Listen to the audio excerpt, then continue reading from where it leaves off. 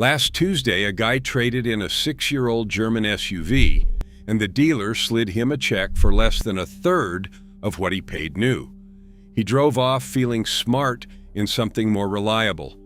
I wanted to grab him by the collar. That SUV he just gave away, with one $400 repair, will outlive whatever he replaced it with.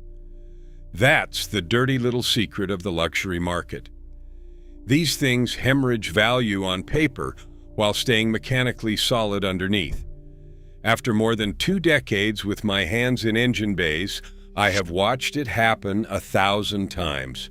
So today I am handing you 7 luxury SUVs sitting on lots right now, most of them under $10,000, that are quietly some of the smartest money you can spend.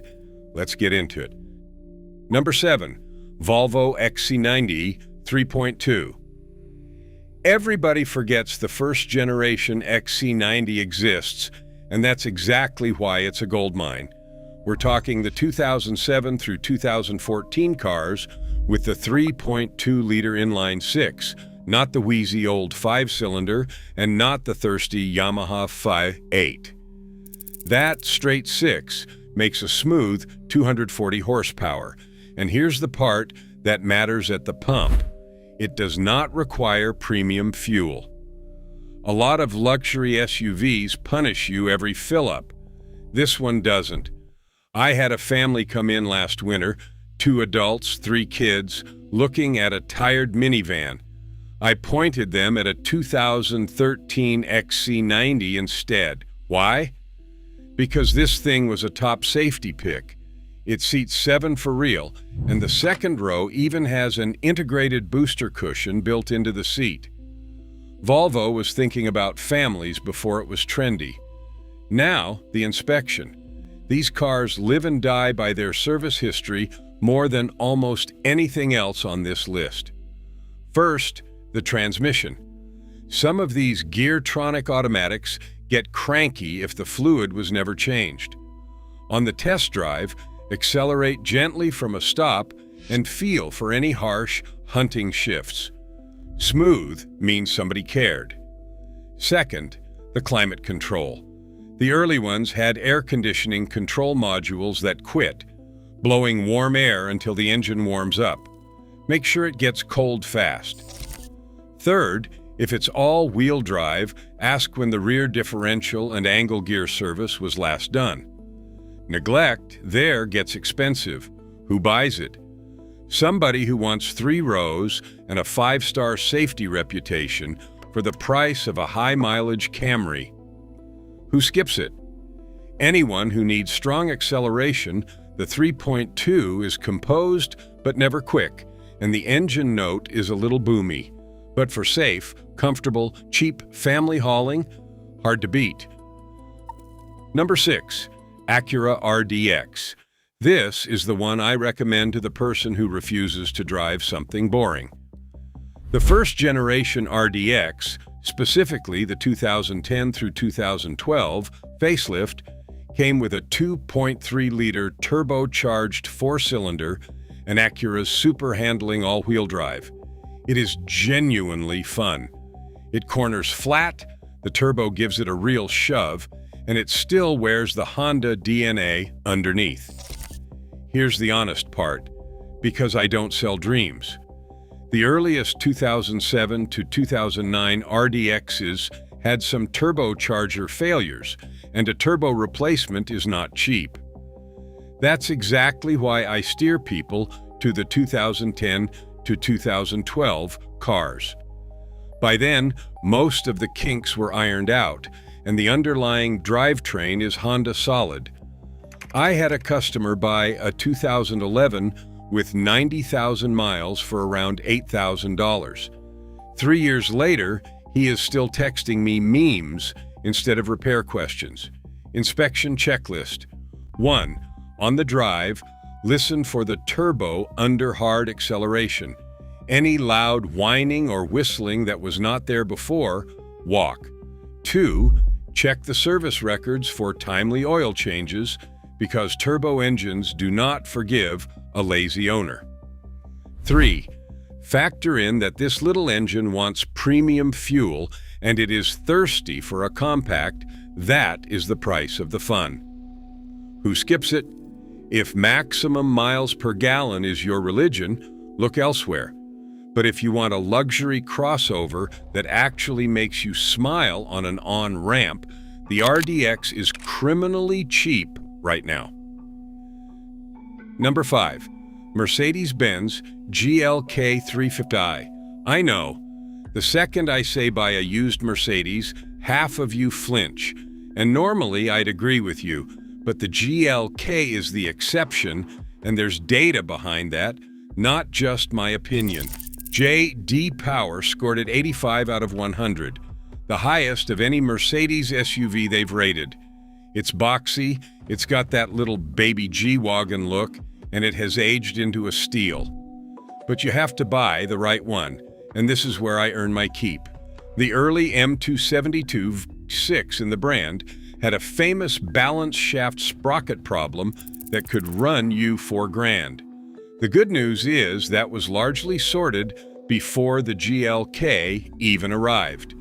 The thing you actually watch on these is the 7G Tronic transmission. The valve body and conductor plate can act up with rough or hesitant shifts. If you get a clunky one, that timing and transmission rabbit hole can hit $4,000 to $7,000. A good one will run for years. So the inspection is everything here. 1. Find one with documented transmission service. 2. On the drive, the gearbox should shift smoothly and predictably. Any hard slamming or hesitation between gears, walk away, no exceptions. 3. Scan it for stored codes before you ever talk price. 4. The 2013 and up facelift cars got a nicer interior but switched to a direct injected engine that likes its carbon cleaned, so know which trade-off you're choosing. This is the pick for the person who wants a real three-pointed star in the driveway without the typical German repair nightmare, as long as you're disciplined enough to walk away from the bad ones. Number 4. Infiniti FX35. If you want a luxury SUV that looks like a concept car somebody actually built, this is it. The FX35 still turns heads, and underneath that swoopy bodywork sits one of the most proven engines Nissan ever made, the VQ35 V6. It's the same engine family that powered a generation of 350Z sports cars. People treat the FX like an exotic, and mechanics know it's a parts bin special in the best possible way. I love seeing these because the big stuff just doesn't break. The VQ will cruise past 150,000 miles without drama if it has been fed clean oil. RepairPal actually ranks the FX35's reliability near the top of its luxury midsize class, with average annual repair costs that are below the segment. The inspection. 1. These are heavy and tuned for performance, so they eat brake pads, budget for a brake job, and use it as a negotiating chip, not a deal breaker. 2. The first generation from 2003 to 2008 had a dashboard that could bubble and warp in the sun, so check that the dash isn't lifting. 3. By 70,000 to 90,000 miles, the valve cover gaskets and the spark plug tube seals start weeping oil. That is easy to fix, but spot it and price it in. 4. On the drive, feel for any harsh shifting. The transmission is durable, but wants its fluid serviced. Who buys this? The person who wants style and a bulletproof engine and doesn't care that the back seat is tight and the fuel economy is mediocre. It's a driver's SUV, and it's selling for sport compact money. Number 3. Acura MDX. Now we're into three-row territory done right. The MDX is built on the same bones as the Honda Pilot, but with leather, more sound deadening, and a genuinely sweet V6. RepairPal gives it a 4 out of 5, and its odds of a major repair sit around 8%, versus 11% for the average luxury midsize SUV. Translation: this thing mostly shows up for oil and brakes. But this is the most important sentence in this whole segment. You have to know about the oil. The 3.7-liter J37 engine in the 2010 to 2013 MDX has a well-documented appetite for oil. Some owners report burning a quart every 1,000 miles, and Acura's official position was basically that it was normal. If a previous owner ignored low oil and ran it dry, the engine could be cooked. So here's my actual advice. Lean toward the 2007 through 2009 cars, which have far fewer oil complaints, and on any MDX you look at, the inspection is non-negotiable. Checklist. 1. Pull the dipstick cold and check the level and color. Low and dark on a well-maintained car tells you everything. 2. Ask the seller point blank how often they topped off oil between changes. An honest answer protects you. 3. The V6 uses a timing belt, not a chain. It is due around 100,000 miles, so confirm whether it has been done. That is real money if it has not. 4. Test the all-wheel drive in a tight parking lot circle and listen for binding. Get a clean one, and it's a Lexus-level family hauler for Kia money. A 2008 MDX trades around $9,000 right now. That's 3 rows of leather, all-wheel drive, and Honda guts for the price of a used economy car. If this kind of straight talk is saving you from a bad buy, do me a favor and hit subscribe.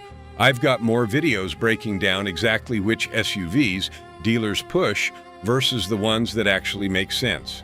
Now, the top 2. These are the ones I'd put my own family in. Number 2. Lexus GX 470. This is the SUV preppers, overlanders, and quietly wealthy mechanics all buy and never sell. The GX 470 from 2003 to 2009 is a luxury body-on-frame truck wearing a Lexus suit. It shares its bones with the Toyota 4Runner and the global Land Cruiser Prado, and it is powered by the 4.7-liter 2UZ FE V8, an engine widely considered one of the most reliable V8s ever built, full stop. Cast iron block, no turbos to fail. I have personally seen these cross 300,000 miles, and I know owners running well past it on the original engine and transmission. I had a customer, a contractor, who wanted something that could tow his trailer, survive a job site, and still be quiet on the highway with his kids in it. I found him a 2008 GX 470 for right around $10,000. He has beaten on that thing for 3 years. Total non-maintenance repair bill, a few $100s. But I am going to be straight about the trade-offs because there are real ones. First, this is a thirsty V8, expect 14 to 18 miles per gallon, period. Second, that engine uses a timing belt, not a chain, and it is due around 90,000 to 100,000 miles. Do not fear it, the system is designed for it. But on any GX you buy, find out if it has been done, because doing the belt, water pump, and tensioners together is the smart play. Third, some of these have an air-assisted rear suspension and a system called KDSS. Both are durable but pricey if neglected, so check that the ride sits level and there is no clunking. Fourth, the early 2003 cars had the most complaints, and the secondary air injection system can fail around 110,000 miles for a $1,400 repair. So a code scan before purchase is mandatory. Who buys it? Anyone who wants a luxury SUV that will genuinely last 20 years and go anywhere. Who skips it? If fuel cost keeps you up at night, this is not your truck. But for bulletproof reliability, the GX 470 is the closest thing on this list to a tank. And number 1, Lexus RX 350. This is the one. If a stranger walked into my shop tomorrow with $10,000 and said, "Buy me a luxury SUV that won't break," I wouldn't hesitate for a second. The RX 350 is the best-selling luxury SUV in America for a reason, and the used ones from roughly 2007 to 2012 are sitting on lots, fully depreciated, for less money than they have any right to. Here is the engineering that makes me this confident. The RX 350 runs the 3.5-liter 2GR FE V6, and I want you to remember that engine code because it is one of the great low-drama engines of the modern era. It is chain-driven, so there is no timing belt service to ever worry about. It is naturally aspirated, so there is no turbo to fail. Toyota built this same engine family into Camrys, Highlanders, Siennas, and even the Lotus Evora. With basic maintenance, 200,000 miles is routine, and well-kept examples push 250,000 to 300,000 miles or more. I have a customer whose mother bought one new and ran it past 270,000 miles on nothing but brakes, tires, and fluids. Let me give you the why it is cheap, because that is the whole game. A 16-year-old crossover, no matter how good, gets valued like an old crossover.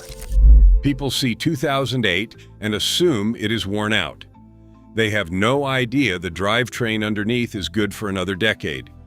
So you get Lexus build quality, a whisper-quiet cabin, and that bulletproof V6 for the price the market assigns to old car. Many clean 2007 to 2009 RX 350s with 100,000 to 140,000 miles are listed comfortably under $10,000. Now the inspection, and pay attention because this engine has exactly two quirks worth knowing. One, the 2GR is known for a timing chain cover oil seal that can seep. Get the car on a lift, or at least look under it, and check for oil weeping down the front and side of the engine. A seep you negotiate on, a steady drip you price carefully. 2. The early 2007 to 2009 cars in hot climates had dashboards that could crack, and some had power steering rack seepage and an airbag warning light from a backup sensor, so test that the SRS light is off and the dash is intact. 3. Drive it and confirm smooth shifts. The early ones used a 5-speed automatic, and the 2010 and up cars used a 6-speed, both proven. 4. My pro tip, same as always, find one owned by an older couple who garaged it and kept every receipt. An empty nester RX with full records is basically a new car wearing an old price tag. Who should buy it? Honestly, almost everyone. Commuters who want quiet and comfort. Families who want safe and easy. Anyone tired of paying for a badge when the Lexus gives you the reliability and the refinement for thousands less. If I had to pick one luxury SUV to buy today and drive for the next 10 years with the lowest total cost of ownership, it is the RX 350, and I wouldn't think twice. So there it is, 7 luxury SUVs the market wrote off, but the shop knows better. The Volvo XC90 with its real 7 seats and 5-star safety. The Acura RDX, that's secretly a hot hatch. The Mercedes GLK, the one Benz I'll actually vouch for. The Infiniti FX35 with that bulletproof VQ. The Acura MDX family hauler, just check the oil. The unkillable Lexus GX 470. And the King, the RX 350, the smartest 10 grand you can spend on 4 wheels. Next time a salesman tries to steer you toward a shiny 3-year-old lease return with a payment to match, you'll know there's a fully depreciated, mechanically superior alternative sitting 2 rows over that nobody's looking at. If this helped, hit subscribe, and I'll keep handing you the truth the dealerships won't. Drive safe, take care of the car, and it'll take care of you. I'll see you in the next one.